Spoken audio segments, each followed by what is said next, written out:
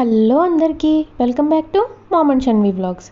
ఈరోజు ఇంకో interesting and tasty రెసిపీతో మీ ముందుకు వచ్చేసాను. అదే విలేజ్ స్టైల్ రొయ్యల ఇగురు. చాలా తక్కువ ఇంగ్రీడియంట్స్తో తక్కువ టైంలో ఈజీగా సింపుల్గా చేసుకునే ఈ ఇగురిని మీరు కూడా నేను చెప్పినట్టు ట్రై చేయండి. తప్పకుండా చాలా టేస్టీగా వస్తుంది, చాలా సింపుల్గా కూడా అయిపోతుంది. ఈ రొయ్యల ఇగురు అయితే మా అమ్మ చేసిన స్టైల్ అన్నమాట.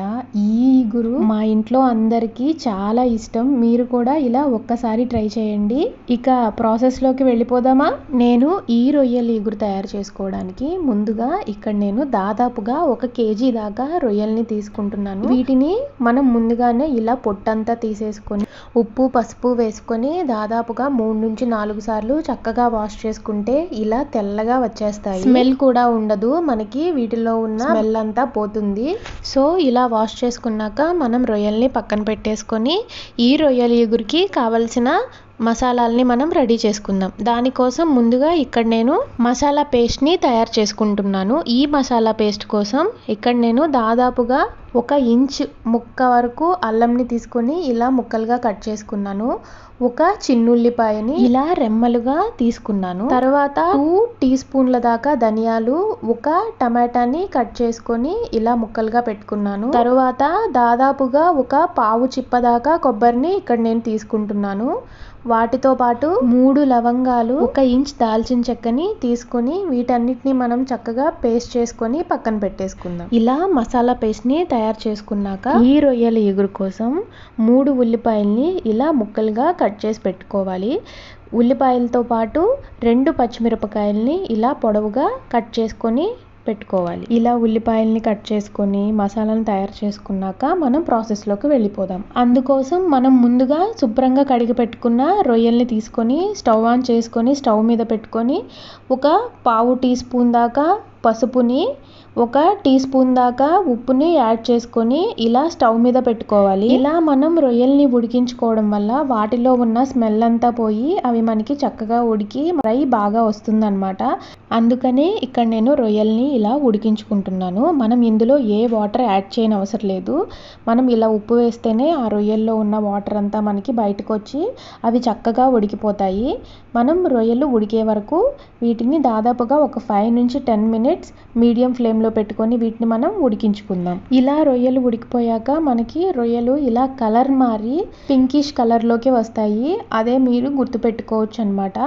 సో ఇలా రొయ్యలు ఉడికాక వీటిని మనం స్టవ్ ఆఫ్ చేసుకొని ఈ రొయ్యల్లోని వాటర్ అంతా వంపేసుకొని వీటిని పక్కన పెట్టుకుందాం. తర్వాత కర్రీ ఎలా చేయాలో చూసేద్దాం. ఈ రొయ్యల ఇగురు కోసం ముందుగా ఇక్కడ నేను ఒక ప్యాన్ని స్టవ్ మీద పెట్టుకొని స్టవ్ ఆన్ చేసుకొని ఇందులో నేను దాదాపుగా ఒక 2 to 3 టేబుల్ స్పూన్ దాకా ఆయిల్ని తీసుకుంటున్నాను. ఈ ఆయిల్ హీట్ అయ్యాక ఇందులో ముందుగా కట్ చేసి పెట్టుకున్న ఈ ఉల్లిపాయ ముక్కల్ని మనం యాడ్ చేసుకొని కొంచెం ఫ్రై చేసుకోవాలి. తర్వాత ఇందులో ముందుగా కట్ చేసి పెట్టుకున్న పచ్చిమిరపకాయల్ని కూడా వేసుకోవాలి. ఇలా ఉల్లిపాయలు అండ్ పచ్చిమిరపకాయల్ని మనం గోల్డెన్ బ్రౌన్ కలర్ వచ్చే వరకు ఫ్రై చేసుకోవాలి. ఇలా ఉల్లిపాయలు మనకి చక్కగా ఫ్రై అయ్యాక ఇందులో మనం ముందుగా రెడీ చేసి పెట్టుకున్న మసాలా పేస్ట్ని యాడ్ చేసుకొని ఈ మసాలా పేస్ట్ మనకి బాగా ఫ్రై అయ్యేదాకా మనం ఫ్రై చేసుకోవాలి. ఈ మసాలా పేస్ట్ ఫ్రై అయితేనే మనకి కర్రీ మంచి టేస్ట్ వస్తుంది. సో ఈ పేస్ట్ని బాగా ఫ్రై చేసుకోండి. తర్వాత ఇక్కడ నేను దాదాపుగా 1 టీ స్పూన్ దాకా ఉప్పుని యాడ్ చేసుకుంటున్నాను. ఎందుకంటే మనం ముందుగానే ఉప్పుని రొయ్యల్లో వేసుకొని ఉడికించుకున్నాము. సో ఇక్కడ మీరు ఉప్పుని చూసి యాడ్ చేసుకోండి. తర్వాత ఇందులో 1 పావు టీ స్పూన్ దాకా పసుపుని కూడా వేసుకుంటున్నాను.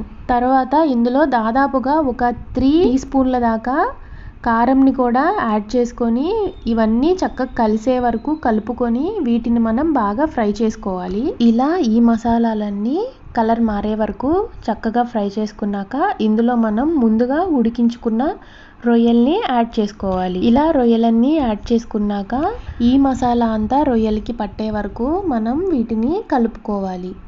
ఇలా రొయ్యలన్నీ కలిపేసుకున్నాక ఈ స్టేజ్లో మీరు ఉప్పుని అడ్జస్ట్ చేసుకోవచ్చు. ఒక్కసారి ఉప్పుని చెక్ చేసుకోండి. మీకు స్పైసీగా కావాలనుకుంటే ఇంకా కొద్దిగా కారం కూడా యాడ్ చేసుకోవచ్చు. తర్వాత ఒక 5 మినిట్స్ తర్వాత మనకి రొయ్యలు ఇలా ఫ్రై అయిపోతాయి అన్నమాట. మీకు ఇది గ్రేవీగా కావాలనుకుంటే 1 పావు కప్పు దాకా వాటర్ని యాడ్ చేసుకొని ఒక 5 మినిట్స్ సిమ్లో పెట్టుకుంటే మీకు ఈ కర్రీ గ్రేవీగా వస్తుంది. నేను ఇగురులా చేయాలనుకుంటున్నాను, అందుకని ఇక్కడ నేను కొంచెం వాటర్ని యాడ్ చేసుకొని ఒక 5 మినిట్స్ సిమ్లో పెట్టుకుంటున్నాను. లేదా మీకు ఫ్రైగా కావాలనుకుంటే ఏ వాటర్ యాడ్ చేయకుండా ఇలానే సిమ్లో ఒక 10 మినిట్స్ ఫ్రై చేసుకుంటే మీకు రొయ్యల ఫ్రై కూడా రెడీ అయిపోతుంది. సో ఒక 5 మినిట్స్ తర్వాత నాకు కర్రీ ఇలా రెడీ అయిపోయింది. పైకి చక్కగా నూనె వచ్చి కనిపిస్తుంది కదా. ఈ టైంలో మీరు ఒక గుప్పెడు కొత్తిమీరని తీసుకొని ఇలా పైన జల్లేసుకొని ఇలా ఒక్కసారి కలిపేసుకొని ఒక 5 మినిట్స్ మూత పెట్టుకొని వదిలేస్తే మనకి రొయ్యల ఇగురు రెడీ అయిపోయినట్లే. ఈ రొయ్యల ఇగురుని మీరు తప్పకుండా ట్రై చేయండి, చాలా ఈజీగా చేసేసుకోవచ్చు. ఒక్కసారి కనుక ఇలా ట్రై చేసుకొని మీరు దీని టేస్ట్ చూస్తే మళ్ళీ ఇలానే చేసుకుంటూ ఉంటారు. సో తప్పకుండా మా అమ్మ స్టైల్ ఈ రొయ్యల ఇగురుని మీరు కూడా ట్రై చేయండి. ట్రై చేసి ఎలా ఉందో నాకు కామెంట్ సెక్షన్లో చెప్పడం మాత్రం మర్చిపోవద్దు. ఈ వీడియో కనుక మీకు నచ్చినట్లయితే లైక్ చేయండి, షేర్ చేయండి. ఇలాంటి మరిన్ని వీడియోస్ కోసం సబ్స్క్రైబ్ చేయడం మాత్రం మర్చిపోవద్దు. Thank you for watching my video.